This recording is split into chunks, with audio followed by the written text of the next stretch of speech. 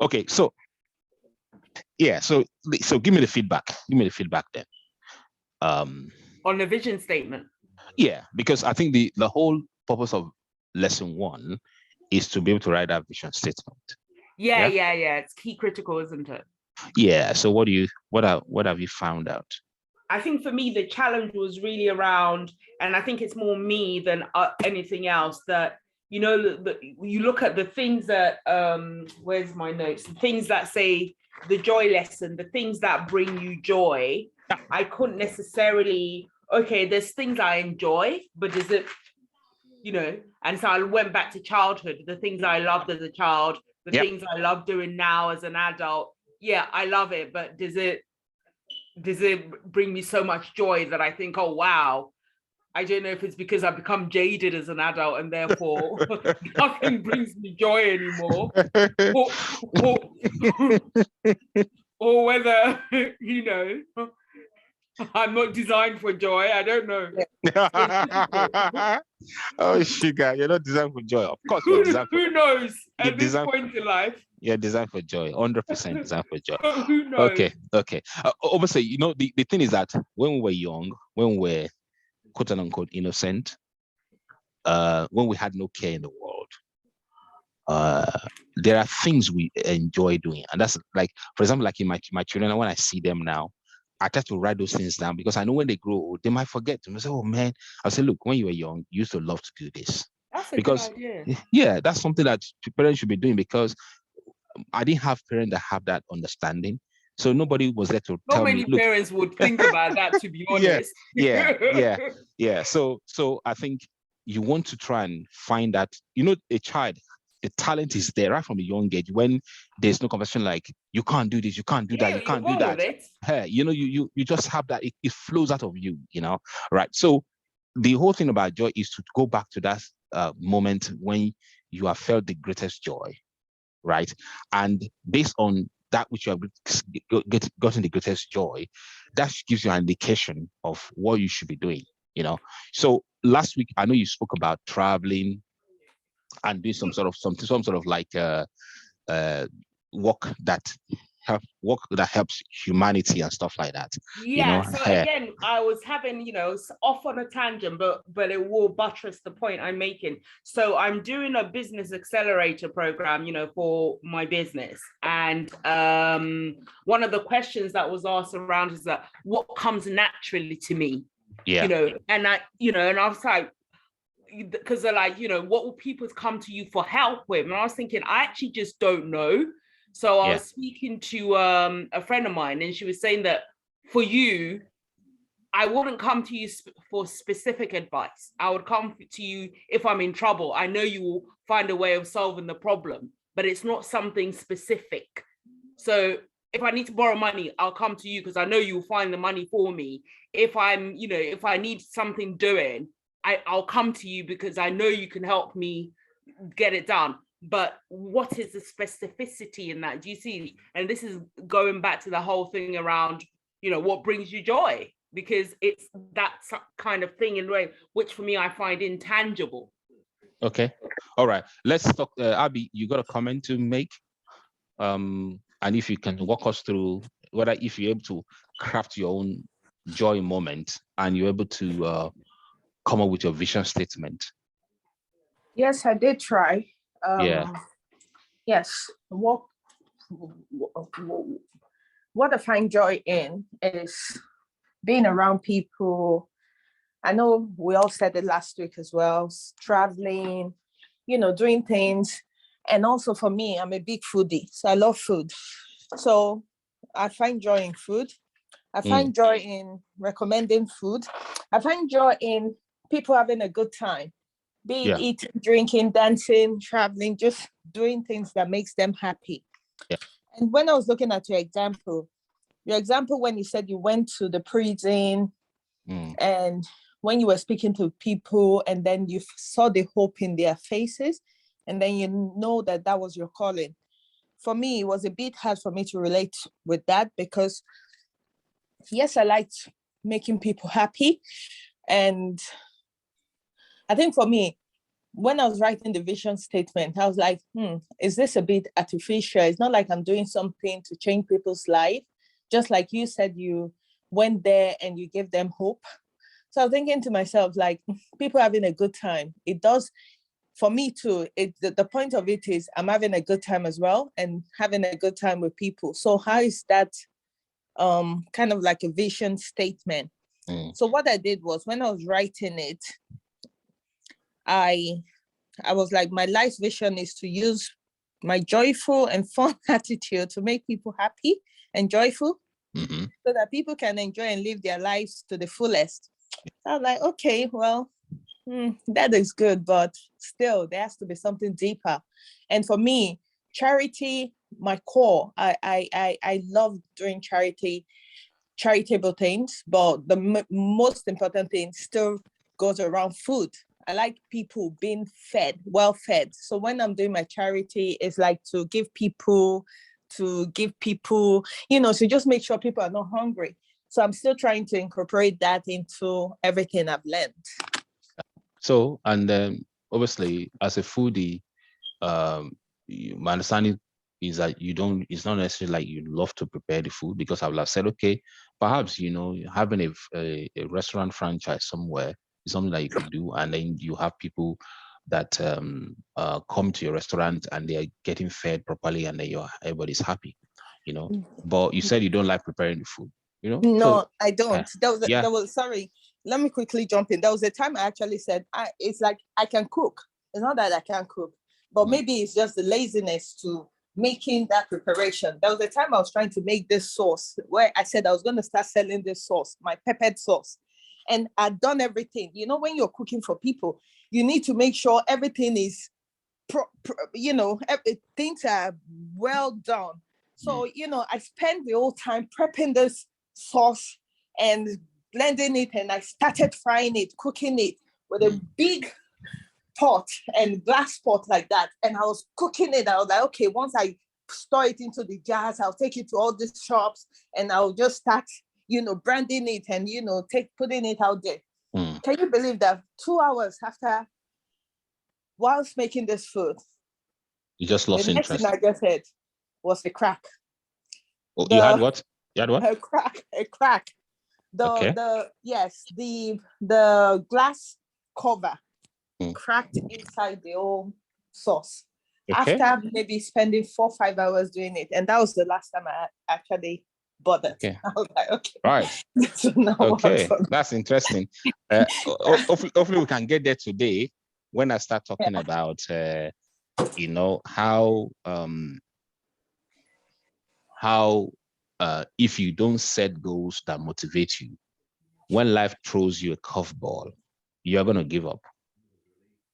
Are you with me? Yeah. So the pot cracking is just a way of testing your resolve about your goal, and therefore, if it's something that really lights off your fire, you just, okay, that's it, And that's why when I ask you to set goals, which I'm going to be talking about today, I said set goal from the future, not from the present. Essentially, go to the end state, stay in the end state, enjoy the end state, then come back here. There's a lesson we have in the video, which when you go back to watch, when I talk about your goal is a sat nav, and I give an analogy that the way sat nav works, sat nav goes to the end first and then walk backwards to determine the length. All right. So as you're telling me these things about the food, I'm sort of excited. Like, actually, this is something that could work for you. You could have your sauces on the shelf at Tesco and all that kind of stuff, but nothing in life that we're trying to work towards that won't require some effort. So if you then think, okay, it's not something that I enjoy, I don't enjoy the cooking part, then you can outsource. You can outsource that, right? You can say, okay, I don't enjoy the cooking part. Let me find somebody else who can do the cooking for me. Yeah, while I do the whole administration and management and the relating to people. Abby, do you understand what I'm saying? Yes, I do. Yeah. So don't think with your goal that you have to be the one that will do everything. That's also what I'm basically trying to say. The key thing with goal setting is to identify what you want to do. Then the resources that you need will flow to you. Always remember, if we are doing something that we're not joyful about, we are going to lose interest after a while. What you are doing must give you the joy. Okay. All right. So you could take that idea around joyful attitude. I also mentioned that you can also be a food taster. There are people who are professional food tasters, or people who go to hotels, work in hotels where they are checking out the food, the cuisines and stuff, and they're getting paid for it. Yeah. But ultimately, I would think that taking that idea about preparing that special sauce, that you can take and sell in different places will be a good thing for you to look into deeply and say, okay, this is something, since you have honed into it around food, I think it's a good idea yeah. Okay. All right. Kemi, welcome. I know you just joined us, but I think we can have another session shortly, separately, just to bring you up to speed. Yeah. No problem. Thank you. Okay. Abena, do you want to come back up again? I just want to quickly talk about so the legal aspect, trying to help people. Yeah, just trying to help people, and when somebody comes to you, they know they can talk to you. Always trying to help people. Yeah, but interestingly, nobody necessarily comes to me about legal stuff. Occasionally, you will get stuff around legal stuff, but it's more around, oh, Abner, I need help doing this. Oh, my child's in school. My child needs this. Can you help me? Because that's just me. I've always been that way. Okay. As from a kid. Okay. It's people will come to me for help, but it's not help and they come to me for advice. So it's not help in relation to something specific, right? So for instance, there's some people who are great at finances, right? So people will come to them specifically to help them with their finances. But people aren't coming to me for that. They're coming to me because they know that I'll give them good advice because I'm very objective and I'm very incisive. I cut out all the fluff on all the weed and I hone in on the problem. So and why does your insight, what does it hope to achieve for people? It gives them clarity around a problem that they have, and it helps them, come to solutions, whether working with me or by themselves. So why do you think you then cannot write a vision statement then? Because now I can hear a skill called insight. I can hear it bring clarity to somebody. Then the next part of that thing I shared with you last week was, you then in a perfect world where there's no problem, how does your insightful skill that bring clarity to people, how does it play out in that future world, the world that you want to create? This is the because initially when I did it, it was really around, I'm very intuitive, I'm perceptive, and I can't even remember when I was going through the exercise what I honed in on in terms of actually doing the vision statement. But it's, I'm intuitive and I'm intuitive and I'm helpful, for instance. So in terms of how does it help people in that, okay, if they have a problem, they can come to me and I can give them good, clear advice. Yeah, but that would be like what a coach would do or a counselor would do. Yeah. So are you getting the drift now? So essentially, you have to just take a step back and say, okay, look, in light of this skill that I have, ultimately you're trying to help people. So now that is why working as a coach, which is the path you've chosen, actually should resonate with the core of who you are. Does that make sense? Because I kept hearing advisory. Yeah, I mean, I just do that naturally anyway. I think I'm the one that people come to for advice. I'm the one that people come to for help.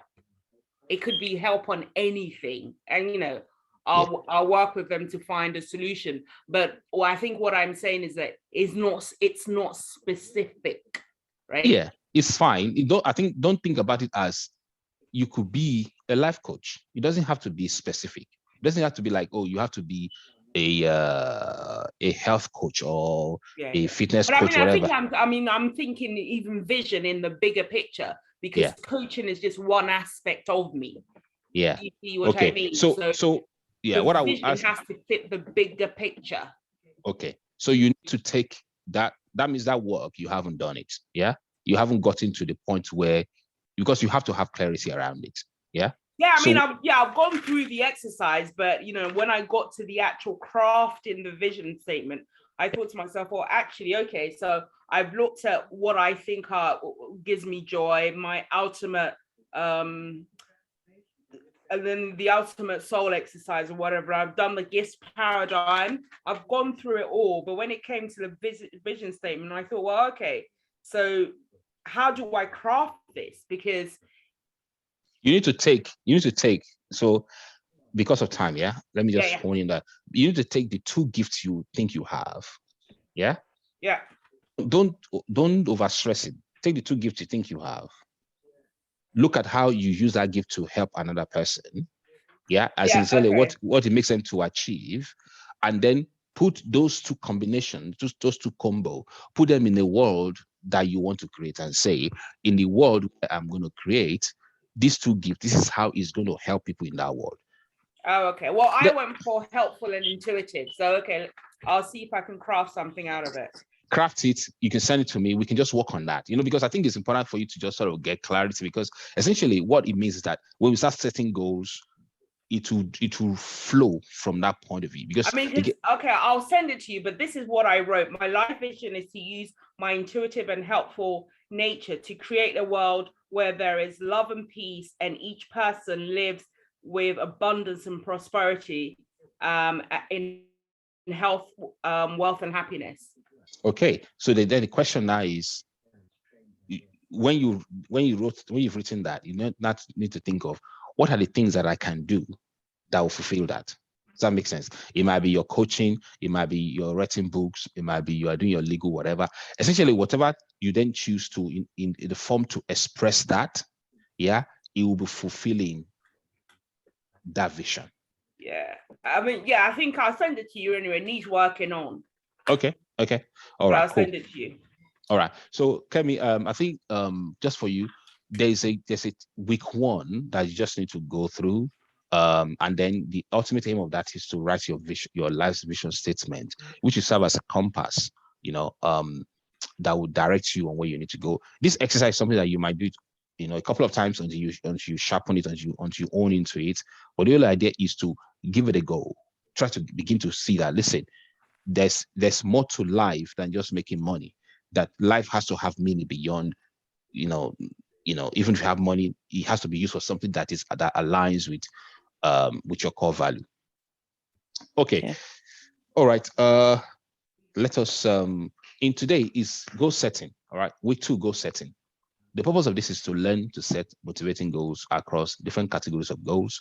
So on the back of this session, right, you will have what we have a sheet called Anatomy of a Goal worksheet, which you can download in the course platform. You have a copy there to download, and then you will fill it out. I'm going to go through one here as an example, and then you can take it away and use it as part of the coursework for this week.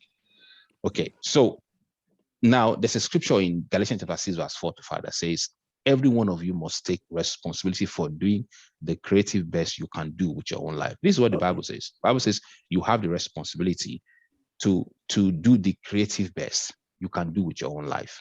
Now, there's a word here that I want you to pay attention to. Creative best you can do with your own life. Creative best you can do with your own life. Why did he not say competitive best you can do with your own life?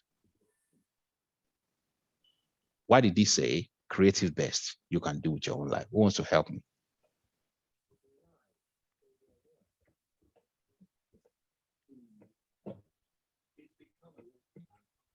Okay, let me try and answer that question.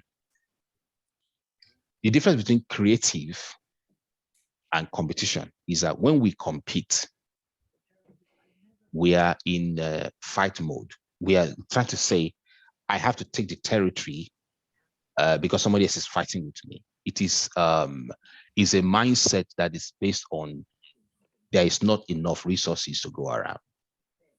But when you are creative, you are pulling things out of your heart. You know that there's no lack of abundance in the realm where God is. You know that even if 5 people are doing the same thing, maybe you have 5 people are doing the same thing that you're doing, that you can still pull something that is unique because it is placed inside of you. So creativity is the opposite of competition. We have been told, compete, compete, compete. That's what competitors are doing. But actually, in the true sense of the matter, the only competition you should have in this life is yourself. You can have other people that you are learning from, but you are not trying to win over somebody else. No, you are trying to just run the race that is set before you. So it is important to know that each one of us, we have this creative ability inside of us. So when you know that you are creative, when you live on the creative plane, you are not competing. When you live on the creative plane, you are not in any competition. You are not trying to grapple for minimal resources. Let me put this in a different way. You may have heard about politicians, right? Especially some of these Nigerian politicians. I don't know whether it's that in Ghana, but they go into office and they're trying to stuff their wardrobes with cash, stuff everywhere with cash. African politicians. Why do you think they do that? Well, I think, it goes back to the point that you're making around, coming from a place of lack. So the idea is that there's limited resources. So let me this is the just very general broad brush overview. Let me take as much as possible as I can, because when I'm out of power, who knows, when my next billion will come from. So yeah. I think it's really around coming from a place of lack rather than abundance. And this goes to the point that you made around creativity, in that we don't realize, a lot of us, that, we are God's highest form of creation. And therefore he's given us all the skills, all the ability, and all of us a unique talent to create and bring forth what he wanted us to bring forth into this world. So by constantly competing, as you say, you're coming from a place of lack. What you're saying is that actually what you've been endowed with by God isn't good enough. Yeah. No? Yeah. And I think the whole idea behind doing that vision statement is to let you know that you have already in you. God has never created a junk. There's not one person here that has been created that is like, hey, you know what? I don't have anything to give, And so I think that is the mindset that we should, as you start to set goal, we should have the mindset that says, I live in abundance. I'm coming from the place of abundance. I have more than enough. So, yeah. Does that make sense? Okay. Yeah. It's, all right. Reprogramming and reframing your thoughts around the whole concept of abundance, because most of us we perceive abundance in terms of money only, but abundance is in the air that we breathe. Abundance is in living in England and the sun shining and being able to stand there and bask in it, and that's what raises your vibrational level to the frequency of attracting what it is that you want, because you're in gratitude at that point. Exactly. And that's why we always say the best emotion in the world is gratitude. I'm constantly telling myself, no, you don't need to do that. Just stay grateful. No, you don't need to do that. Just stay grateful. Why? Because I have found that God flows into our lives constantly blessings. At times we're blind to see them, but there's not one time that blessings are not flowing into our lives. Not one time, blessings are new every morning. We wake up, there's a blessing. You walk around, your blessing, And even if you look at nature is resplendent with abundance. Now, nature smacks you in the face with abundance. The best example of it, every single day. Yeah. And then when you look around, you say, oh man, look at that. If you see a flower budding, or you go into the sea, maybe let's say you go snorkeling and you go under the sea and you see the beautiful corals and the flowers that you just see, and they are different colors and different shapes, and it just smacks of abundance, and therefore a great God who created this universe with so much abundance did not put you and I here to come and suffer and say we have to struggle through life. No.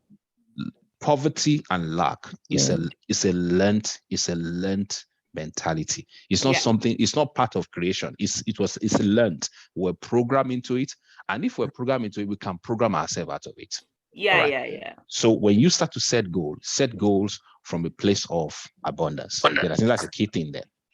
Yeah. So what is the difference between a goal and a wish? A goal fulfills the SMART criteria. It is specific, it is measurable, it's achievable, it's relevant, and it's time-based. So I have an example on the bottom here. A wish does not fulfill the SMART criteria. So somebody says, oh man, I just want to make a lot of money. That is not a goal, that's a wish. Because that desire, even though it's a great and lofty desire, is not specific, it's not time-bound. Therefore, we cannot measure it, right? And because we cannot measure it, it's not a goal. Now, in order for your mind to help you or your brain to help you to achieve anything in this life, you have to give it specific, clear instruction. Specific, clear instruction. I'm going to ask you a question.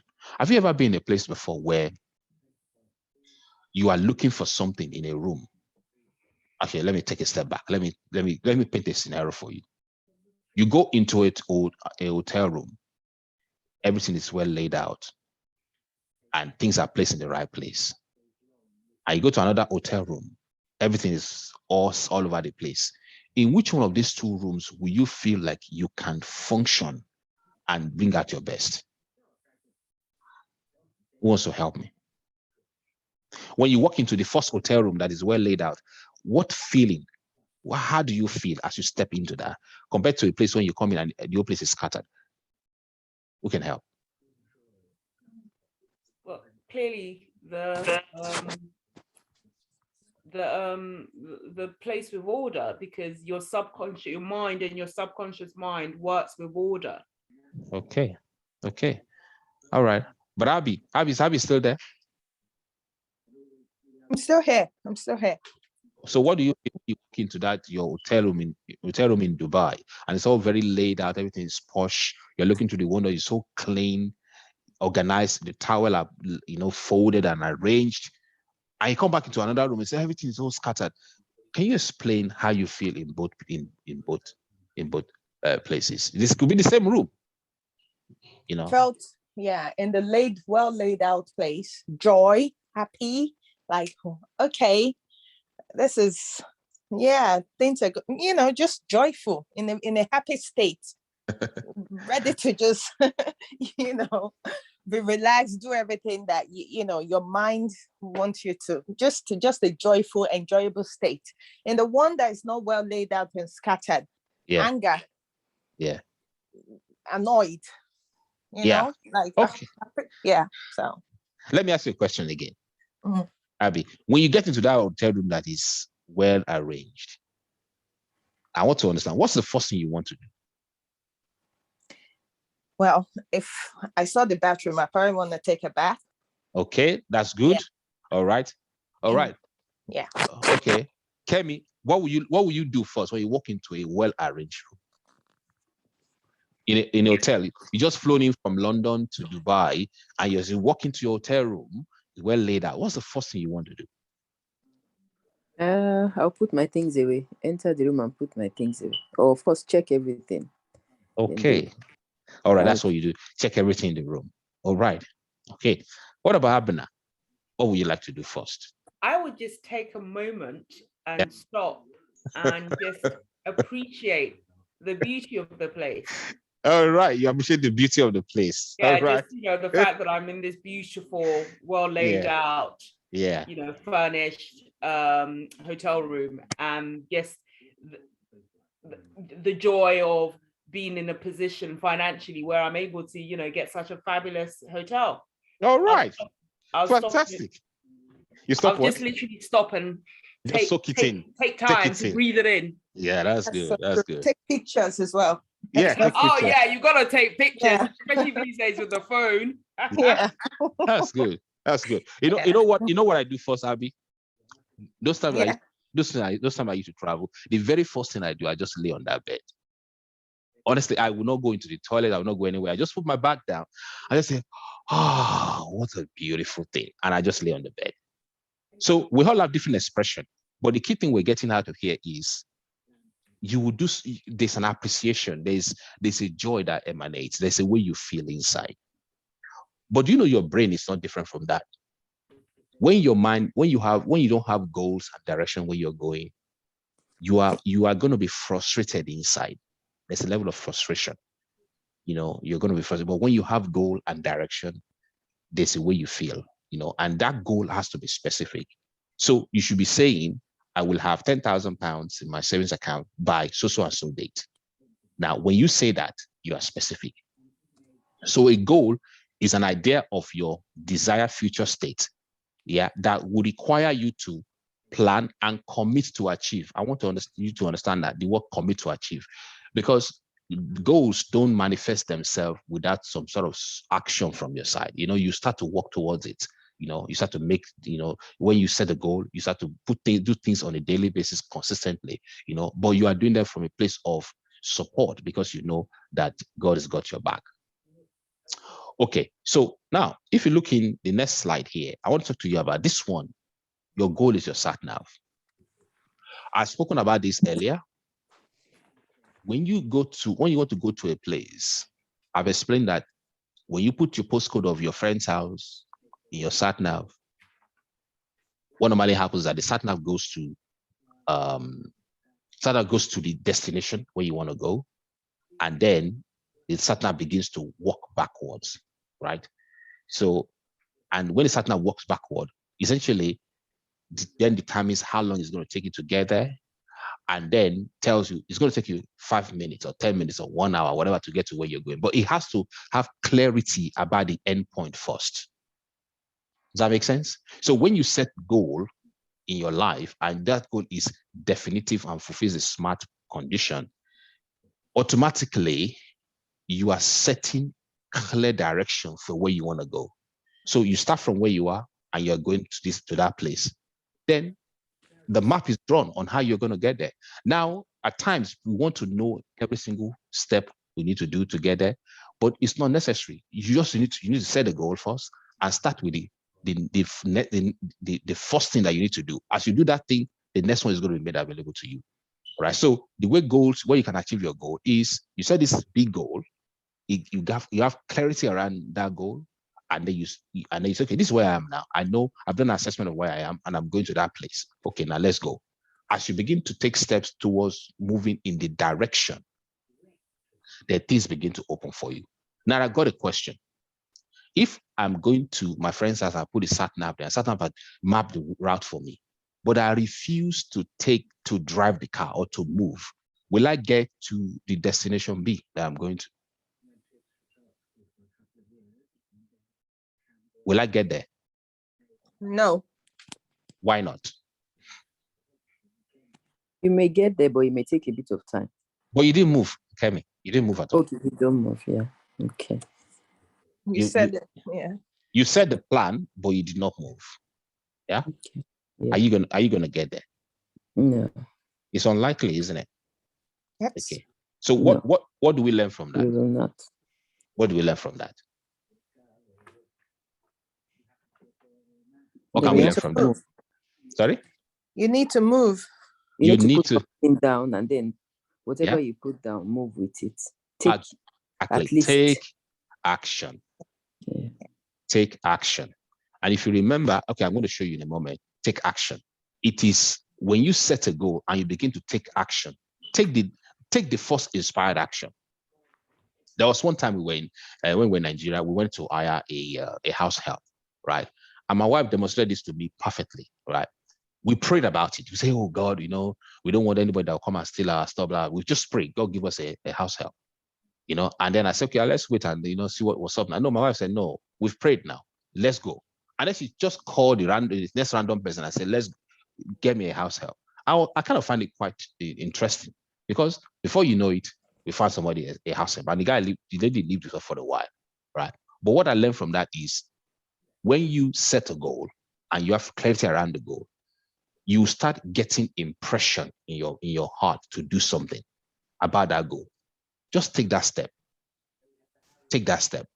As you take that step, the next step will be available for you. Now, it doesn't mean you are being a facade, because in one of the modules, we're going to cover your goal breakdown structure. How you can take your goal and break down into small chunks. I think we're probably going to use a tool called Mind Map to try and break it down so that you know, okay, at a high level, this is what you want to achieve. That these are the steps that you need to take to achieve it. And then once you have that step listed, just start to work on the first one.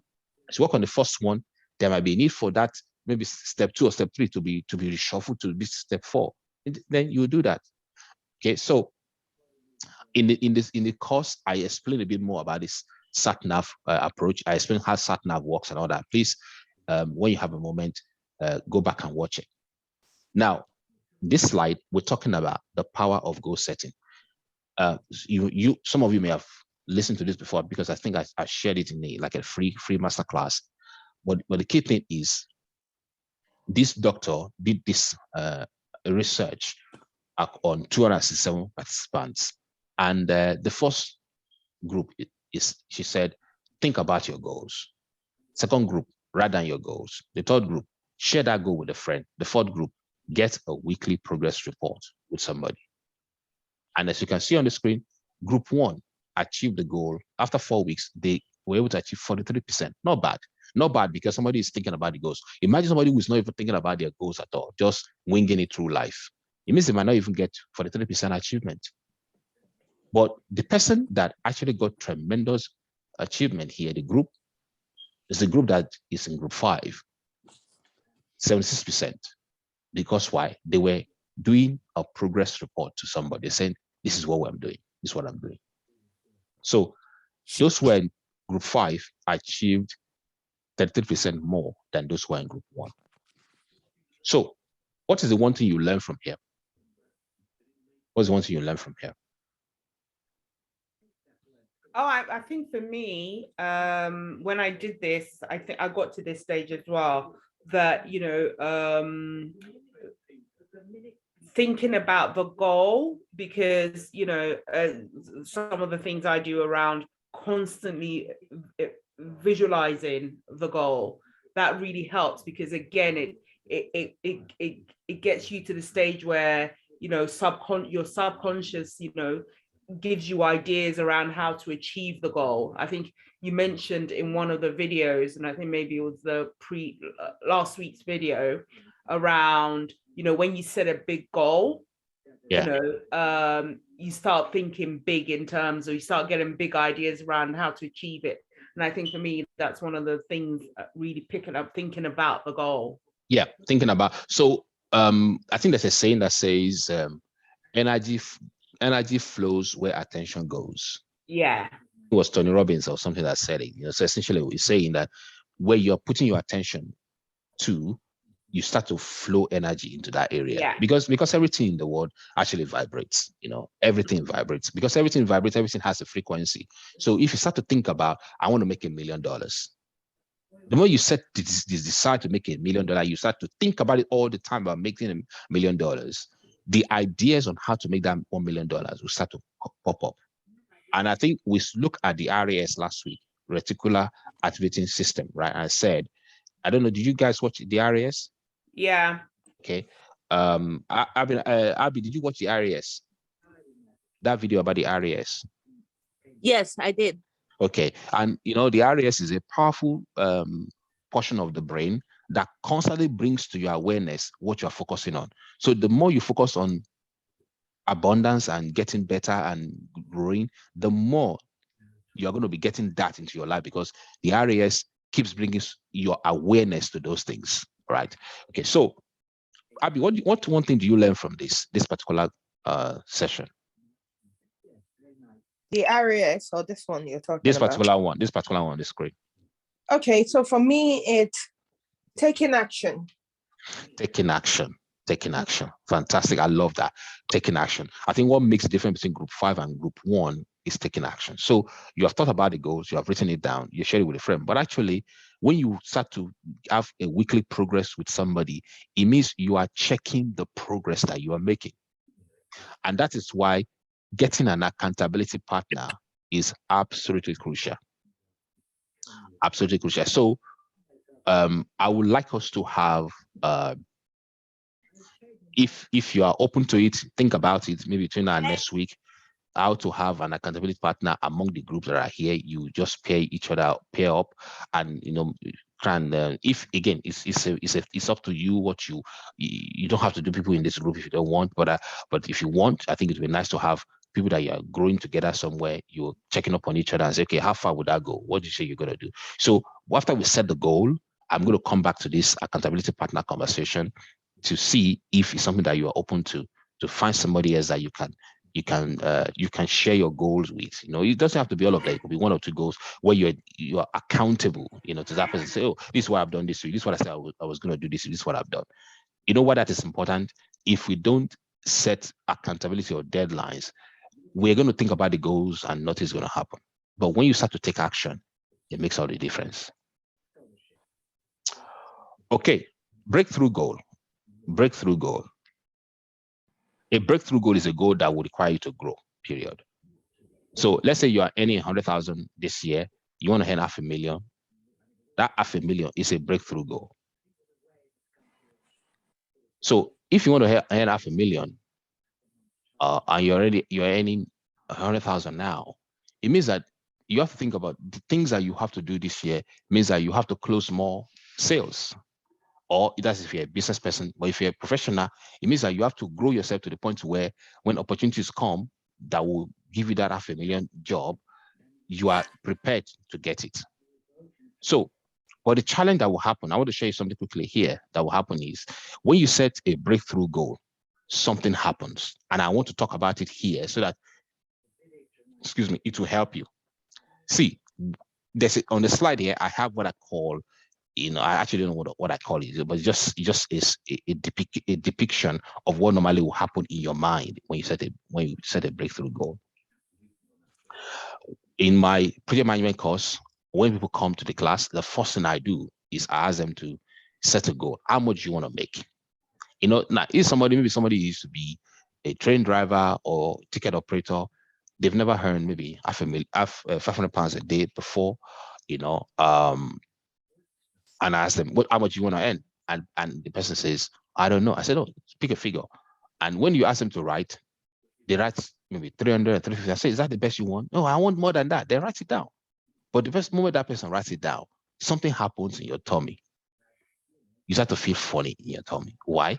Because the vision that you have, that you want to achieve, is not equals to your reality. What you have right now in your reality does not align with your vision. And what does that cause you? It causes what we call structural tension. Structural tension. And as this is what Bob Proctor calls Bob Proctor calls terror barrier. You are right bang in the face of it's some sort of terror, a barrier that is placed in front of you like a terror that says, oh, what am I doing? What am I doing? What am I doing? Because all of a sudden you're thinking, oh man, why did I set that goal? You're afraid. Now, at that point in time that you're afraid is a good thing. But if you don't break through that barrier, you just say, oh, may I do it tomorrow? Then that's when procrastination then starts to come.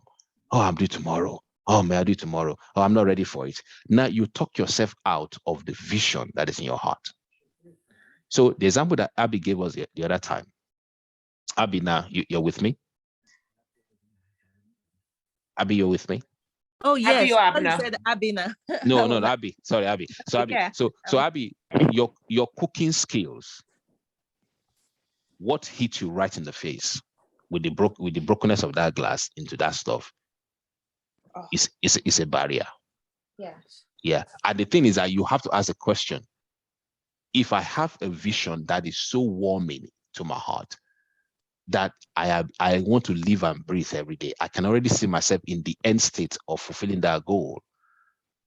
I have to break through this small issue. I have to say, okay, it's a small issue, it's a small price to pay. I'll go over it again. Is it easy to do? Of course not. But the structural tension that is created in you because of the goal you set is a good thing. It's there to tell you you are expanding your capabilities. It's there to tell you, hey, hang on a minute, you are moving in the right direction. Actually, that structural tension is there to show you that you need to grow to be able to achieve what you need to do, which means you need to do what? Have a shift in perception. You need to have an expanded creativity. You need to have an increased motivation to keep moving forward. But how can you have a shift in perception? How can you have an expanded creativity? How could you have an increased motivation to take action? That's when we talk about the TIA model. The TIA model is a model that I developed, which essentially talks about thoughts lead to emotions. Emotions lead to actions, and actions produce results. So what does that mean?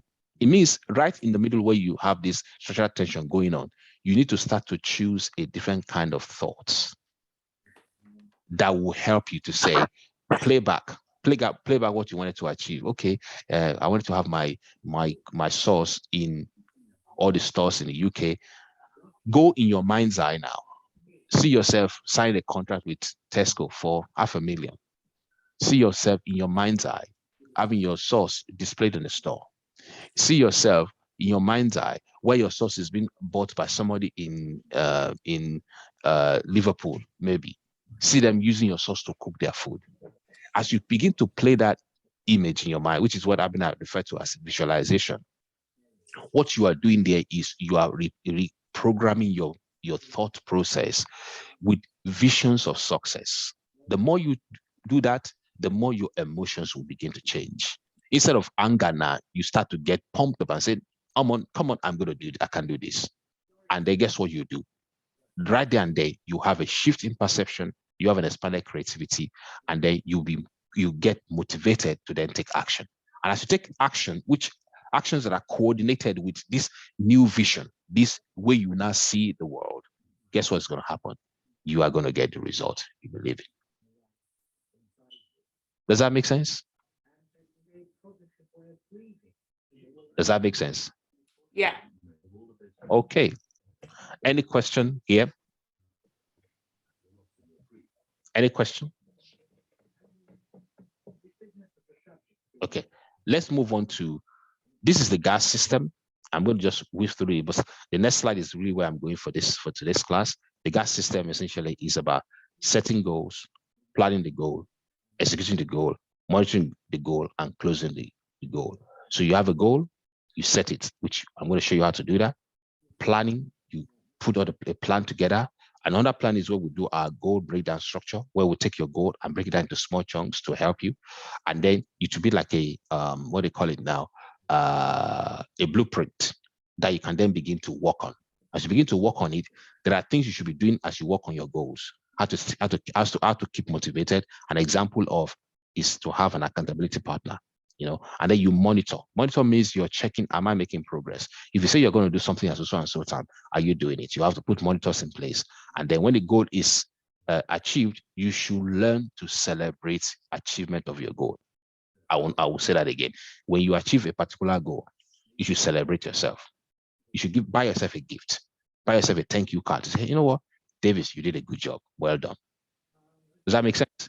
Like when we launched our apparel store recently, it's something that we've been working on, for a couple of months, and we launched it earlier I think it was last week we launched it. We came around and just thank everybody in the team. Just, hey guys, good job, everybody. Like virtual high fives and stuff. But it is something that we put to bed. Now we said we have done that, right? So, but while we were moving towards achieving, putting the apparel store there, we were having daily calls, right? Daily calls and checking on. So what's going on here? Where are we with this? What's up next? 8:30 every morning, we have daily call on how to achieve that. So that's how, as during execution, you need to be monitoring your progress. But when you achieve it, don't forget to congratulate yourself, okay? Goal setting.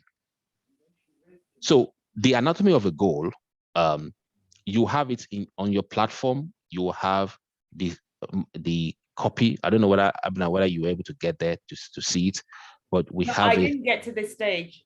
Okay, that's fine. I'm going to just run through the last slide. Okay, that's fine. So goal setting. The anatomy of a goal is what this is all about. What should a goal contain?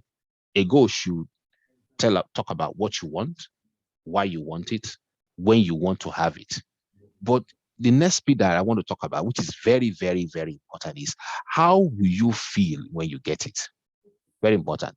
When you're writing your goal, you must write, right then when you're writing your goal, you must write how you will feel when you get it. This is really one of the things that make goals achievable for you. Because if you just write, I want to make £10,000 a year, £10,000 a month, that's a goal. Why? Because it will make me have a lot more money to help other people, fine. But if it does not evoke an emotion in you of how you are going to feel when you get it right there and then when you're writing your goal, when you run into a problem, you can give up. You must have gratification. You must have write down gratification that you expect to get when the goal is achieved. Then, if there's any support you need for achieving that goal, maybe you need to get a mentor, you need to go on a course, write it down. And then, what do you commit to do to get it? For example, wake up at 3 o'clock in the morning to do X, Y, and Z. You know, I think I've given an example before that when I want to write my books, at times I just sleep early and I wake up at 2 o'clock, work 2 to 4, get stuff done, go back to bed. You know, hey, it's not something that I do every day, but when I have deadline that I just recalibrate my time so that I can do what I need to do, you know, to meet the deadline. Okay. So the key word is commitment. And then the last one is evidence. How do you know that you've got it? How do you know that you've got it? Let me show you an example here. This is an example here of somebody who wants to make 100,000 a year as a data analyst. What is the goal? To make 100,000 a year as a data analyst by when? 31st of December. This is a SMART goal, isn't it? Is it a SMART goal, Abena? Is it specific? Yeah. It's specific, it's measurable, it's achievable. Yeah, it's time bound. We can see that there's a time here. Now, this person, let's say this person is making 50,000 a year at the moment or 60,000. They just want to increase their income by 100% or 50%. Yeah, that's realistic. Okay. Now, why do you want it? This person says, if I make 100,000 a year, it will allow me to have more disposable income to be able to help the less privileged people. Now, this why I want to achieve this goal must resonate with my core values. It must resonate with your why that will keep driving you forward when you don't feel like you should go on with your goal. All right. Now, when do you want it? The date is there. I want to achieve this by the 31st of December. Now, how will you feel when you get this goal? If somebody makes 100,000, the why is that they want to have disposable income to help less privileged people. So the why is to help less privileged people. How will you feel when you get it? When you get that goal of making 100,000, there's a way you feel like, oh man, I cannot help more people. When somebody calls me, you know, and somebody say, oh, I need, 10,000, whatever, I'm able to give that without having to think, oh man, I don't have money. So you play that back in your mind as you're writing the goal. That is important because it helps you to say, this goal is really important to me. What support do you need? This person says they will need to get a coach. They need to learn a new tool. There's a tool called Tableau. A data analyst we need to know. You need to learn this. You need to get the support in that area. And then commitment is to spend 30 minutes every day to learn more about Tableau. So now this person is putting themselves on what? On a timetable. Now, when you have a goal like this, you know what you to do? It will stop you from any form of distraction. You will not hang out with people that are not going anywhere. You are so focused on where you're going, right? Now, how do you know when you've got it? How do you know when you've got the 100,000 job? Of course, you have an employment letter in your hand. Now, you need to use your imagination at this point in time to actually see yourself receiving that letter. Why is all of this necessary when you're setting the goal? Who wants to help me? Why is it necessary to do it like this? Or if you don't agree, I also want to hear.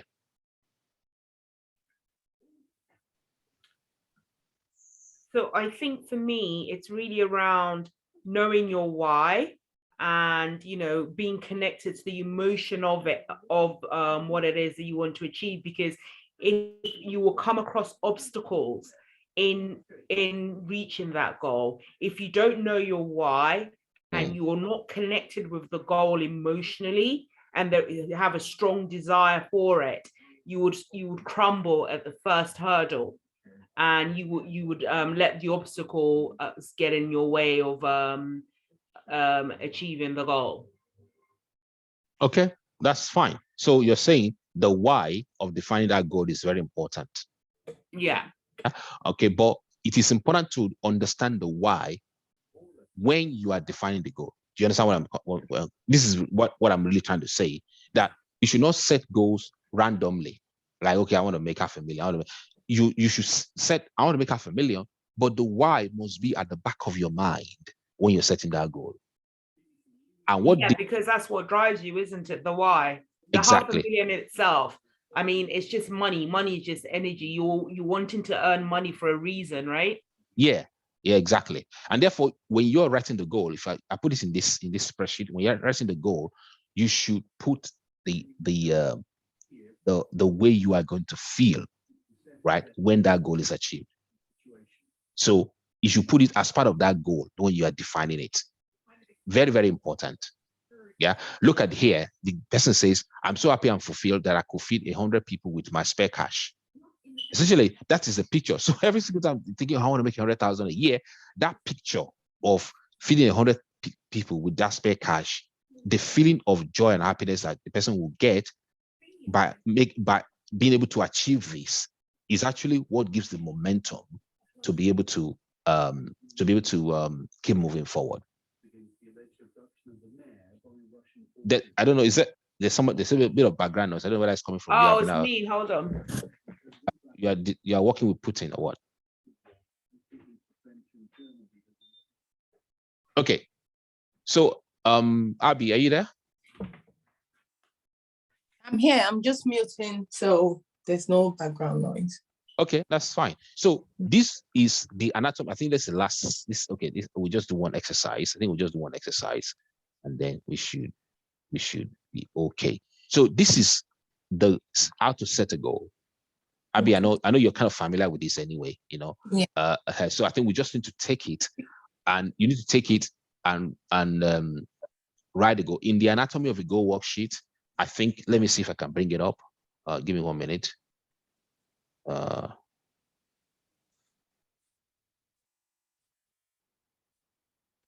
you see my screen? Yes. Okay. In there, you see, I have an example for myself here. For example, I say, I'll read the whole books of the New Testament by 31st of December 2022. It's just an extra for my own goal. Yeah, I will know more about the new covenant realities. My why is because I want to know more about what I have in Jesus. When 31st of December, I feel so happy and grateful that I know and walk in the light of the new covenant. Support, what do I need? Bible in a year plan. What am I going to do? I will download the Bible plan and I'm coming to spend 30 minutes every day in the Word. I will do this by 9 p.m. every night. What's the evidence? When the 27 books of the New Testament are completed. That is a spiritual goal, right? Then you can have financial goal, you can have health and well-being, business and career, self-development, legacy, family, socials, contribution, that's giving, how much money you want to give in a year. You know, you should have a goal for that. You have a goal, this year I'm going to give away, £100,000. Because if, for example, you decide to give £100,000 away every year, you made that goal, trust me, you walk from that 100,000 backward and say, actually, I need to make $1 million. Mm-hmm. So you see, when people say they don't like to give money, they haven't even thought about what they can use. When you start to think about how much money you want to give in a year, automatically you are thinking from, how much money you have to make, because you are giving from what you have, right? So it's important to set goals in this area, in each one of these areas. So I have my own goal worksheet that has goals for each of these areas, and I've done it this exact same way. All right. Okay. And then when we get to planning and monitoring, I will then tell you how to then schedule your time and put things in place, but today I just wanted to see that. So when you go into the course, you will see a template like this. The work for this week is to define your goal like this in that spreadsheet, and you can bring it next week for us to look at. For those of you that you have not done the vision statement, you need to go back and do the vision statement. All right. So when I come next week, we then begin to see how we can plan it. All right. How we can put the plan together for that. We are going to have a workshop, a general workshop, where when we do the goal breakdown structure, where I'll take your plan, one of your goals, your most important goal, and I'll help you to break it down into small chunks. We're going to work together like a workshop environment, so that at the end of the day, you walk away with a goal that has been broken down. Then you can take that as an example and apply it to the rest of the goals that you have. Does that make sense? Yes, that's Okay. All right. I want us to see. What I want to do now is talk about. Let me see. Stop sharing. I've got. Are you going to send this template? It's in the course. I'll add it to the course, and then you just download it. It's in the course already. All right. Thank you. Course. Yeah. Davis. Yes, ma'am. The question I have is really around. So, I mean, we're just looking at obviously goals for 2022 in terms of, you know, different areas and where we want to head, right? Mm-hmm. Rather than do the big picture thing.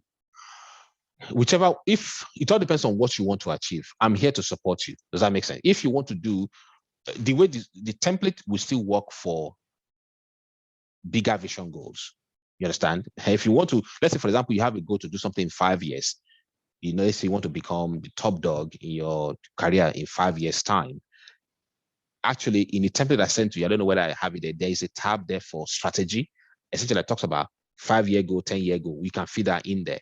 But you know, you have to bring it back to, okay, what am I going to do now in year 1? Just work backwards. Yeah. Yes, okay. yes.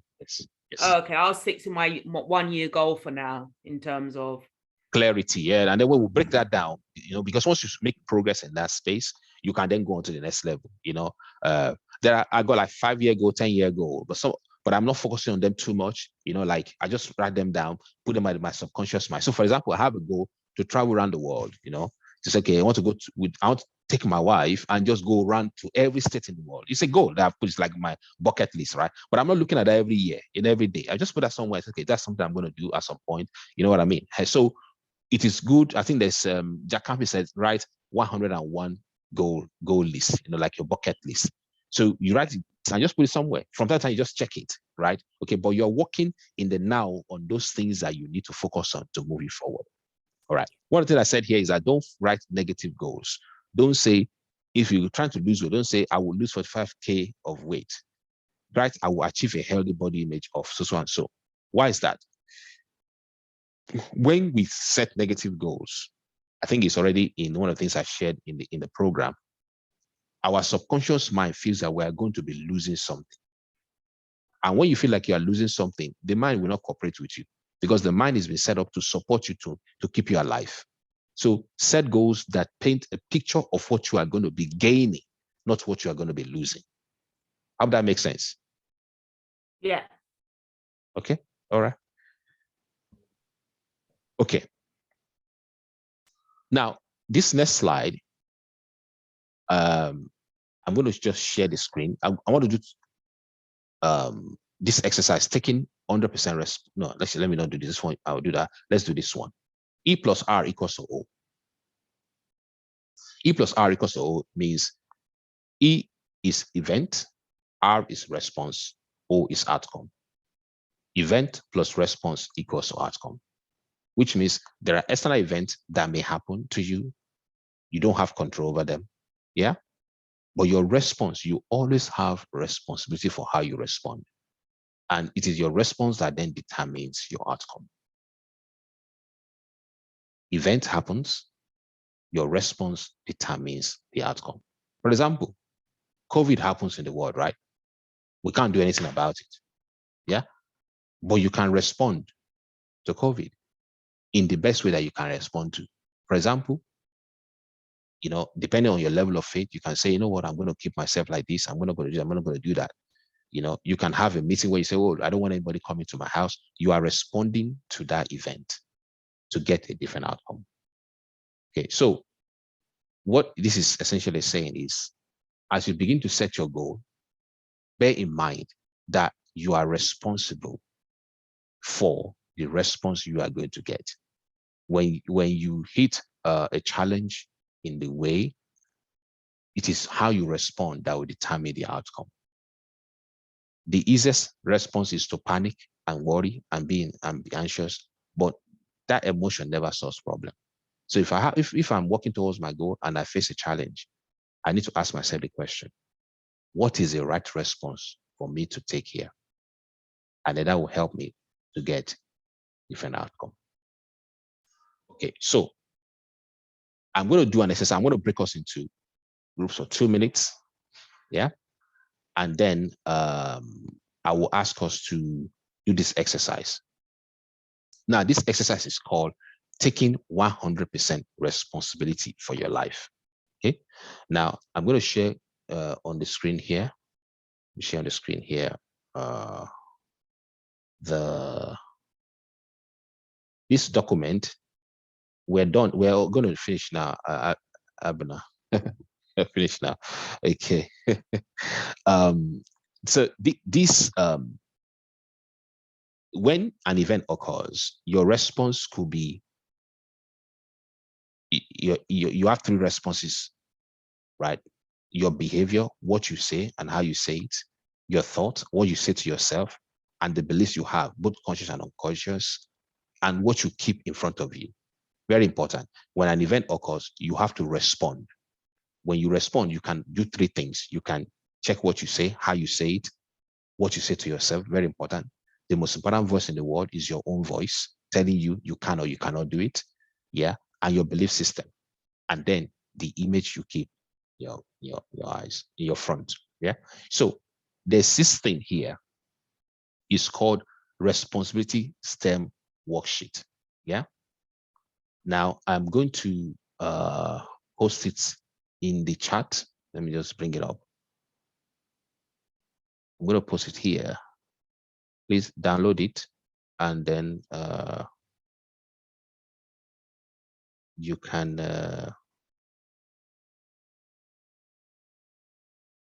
I'll then break us into these groups. Again, it's in the oh, it's currently in use. I need to close it. Okay.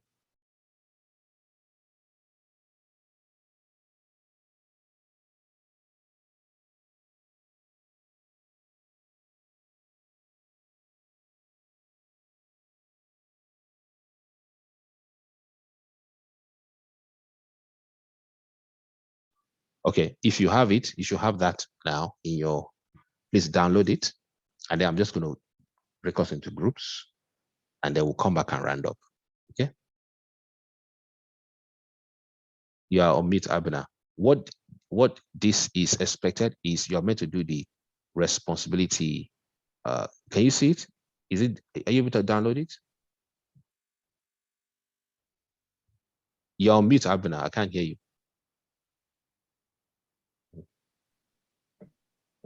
I've got it. But okay. What I'm asking is, in the group, you want us to actually do it or just talk through it? I think I want you to take side. You know, you do maybe 50 seconds. One of you will be the leader and say, if you were to take 100% for your responsibility for your life in this area, what will you do? Okay. Right. The other person you just take turns, and then when you come back, I just want you to share how that worked for you. Right. So again, if I share my screen, just to be clear before I break people, what this is talking about, you have closed it now. I need to bring it up. Is if you were to take 100% responsibility for your life, what will you do differently? If you're not blaming anybody and say, oh, it's because of this, because of that, what will you do? Right? Okay, so I'm going to share my screen again now. If you had to take 5%, just 5%, not even 100% more responsibility for your life and your well-being, what are you going to do differently? You're going to eat well, you're going to do well. Essentially, your life is a gift. And if you're going to take responsibility for it, what will you do differently? So go to the responsibility centered STEM worksheet. You have the breakout. Each one of you spend maybe 30 seconds or whatever. Ask that question, just pick any random one and just talk about it, and then we'll come back and then we can close from there. Yeah. Okay, sure. So I'm going to break us into groups now.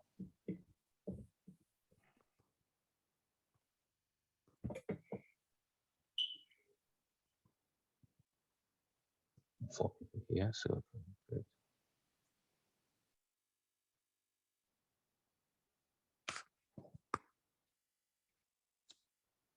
Join.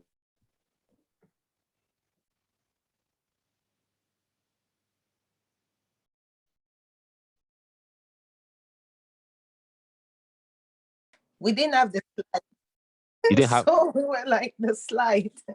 You didn't work for. You didn't. You didn't We have thought what? the slide would be in front of us. So we're like, okay. I didn't really memorize everything there. So Yeah. we just started with health. Like, what would you like to, do? How can you better where you are? And yeah, Kemi's, she's a healthy person. She lives a healthy lifestyle. And she just told me about what she does. And I also told her about what we did, what I do. And then we went spiritual as well.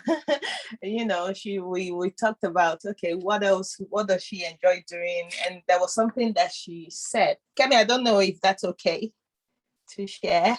That's fine. That's okay. Oh, sorry. So she was like, okay, Bible group. She does a Bible group where they read the Bible chapter a day. And I was like, wow, I never really thought about it like that. So that was what we were just discussing. And sorry, maybe it's not the exercise, but Yeah. it was quite good for us. All right, that's good. That's good. I think it's at least an engagement in the group. Yeah. I think the whole idea behind it is to. I think what I was trying to achieve with that exercise is that we are co-creators with God, and that we are responsible, for what happens in our lives. Essentially, God has done everything He needs to do. We just need to cooperate with Him. All right.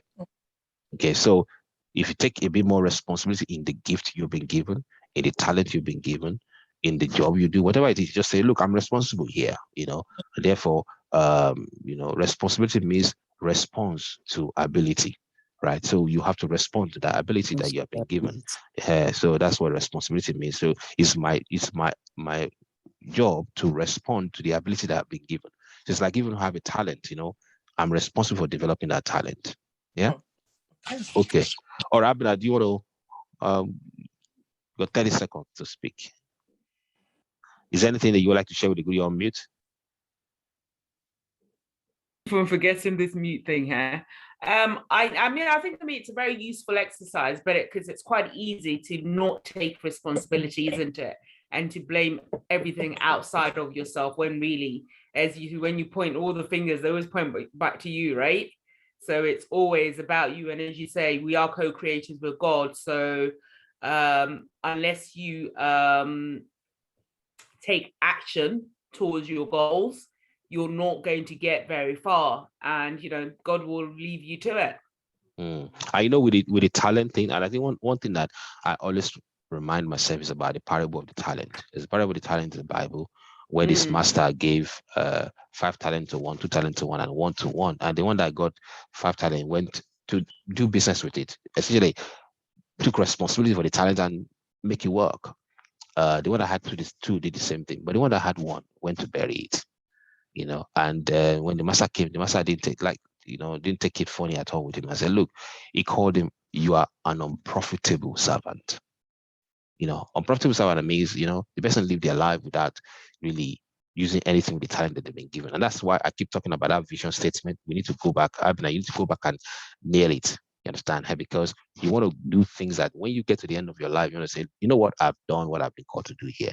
Very important, So that exercise, I'll give you and Kemi another chance. Kemi is just joining. We just try and do it again. If you want to send it during the week, please send it during the week. I'll help you to look at it. I mean, I've drafted it. I'll send you what I've drafted. It's really around whether it captures the essence of who I am in terms of... Yeah. And you will know it will resonate with you. If it's not resonated yet, just keep working on it. You understand? Okay. All right. Kemi, you have anything to add to that one? So that's we round up. We are grossly over time. You're on mute if you're speaking. Sorry, is it about the breakout session? Yes. I'm not sure. What do I have to say? I think from my discussion with Abby, I said to her that so apart from wellness and yes, so because I also thought we would have the outline, and we didn't have it. Yes, we decided to start with wellness, and then we mentioned the spiritual bit. And I think what occurred to me, or something I didn't realize was when she asked me, so when we talked about wellness, and then we said, okay, so what next? So, and then she asked I don't know what led to the question also, how do you spend your free time? And because I think we talked about recreation, and I thought, okay, I don't think I have that recreation time really, or mentally create time for that. And I said, oh, I don't watch TV, so what else do you do? And it seems, apart from Bible study and speaking to people, so even when I said I like speaking to people, I know that I don't like speaking to people on I don't just speak to people for nothing. It has to be with a purpose.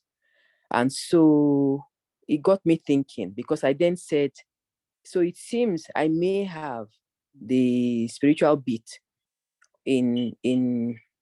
on track with that, but the question is, so I then said, I think I then realized that, okay, so I said, okay, I think the reason why I'm on this, why I decided to go with this program is to put all the other bits together, because you can focus on one aspect of your life and then know that you need to put all the other bits together. Does it make sense? So where, yes, you can have the spiritual aspect in other, but what about the other bits? What about the other areas of your life that you can also do better? And I think I mentioned to my friend yesterday that at least you have been able to push me to do other things outside of my Bible study and using, of course, the good thing is that more or less I have the foundation with God. So that's, and I can say, yes, the Holy Ghost is helping me. So it's okay. If that is in order for me, that's more important, because I can use that to push into other areas. So I said to her, so now I realize the reason why I'm on, why I've decided to join is to be able to achieve more in other areas. Because yes, really, recreation is not really something I'm interested in. When Abby asked me, I realized, because another friend had asked me that, oh, do you want to go for tea or coffee? And I said, well, what are we going to be doing? She said, we'll just sit and be taking coffee. I said, really? We'll think about it. So, of course, I guess those kind of things, I need to think about them, and then. Yeah, I agree. If you, so do when you do the goal setting, think about it. If you set goals in every area, God wants us to have a complete life. So we cannot have one to the detriment of the other. So just think about that. Yeah, and set the goal. Okay, cool. I think we need to stop now. So please, you need to write the goals in those categories. Download the worksheet. The worksheet is an online platform. Download it. You can go back and there are videos. I think there's about 9 videos. They're short videos, 5 minutes, 9 videos. Just watch them. And there are quizzes that are set to drive home the point. Take the quizzes, and then do the assignment for this week is to write down the goals in those areas based on the example that you've been given, and then we can talk about them next week.